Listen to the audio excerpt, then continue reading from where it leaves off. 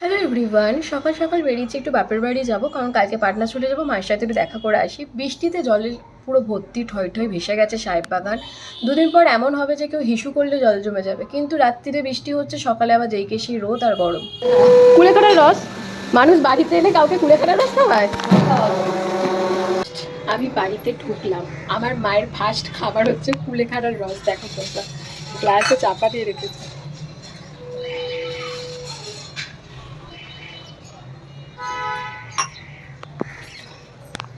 সবাই মায়ের কাছে অনেক কিছু ডিমান্ড করে খাওয়ার জন্য। আমি মায়ের কাছে ডিমান্ড করেছিলাম যে একটু চপ দিয়ে আলু সিদ্ধ মাখা পান্তা ভাত, কারণ মা এই চপটা না খুব ভালো মাখে, আর আমার ভীষণ ভালো লাগে খেতে। চকি, চকি, হ্যাঁ চকি, তো হচ্ছে, এই তো হচ্ছে। তোমাদের কার কার এরকম ভাত, পান্তা ভাতের সাথে মুড়ি দিয়ে, চপ মাখা দিয়ে, সাথে একটা মাছ হলে তো জমে যায়, যদিও এটা ইলিশ মাছ ছিল। তো আমার তো ভীষণ ভালো লাগে। তোমাদের কার কার ভালো লাগে তোমরা আমাকে অবশ্যই কমেন্ট সেকশনে জানিও। টাটা।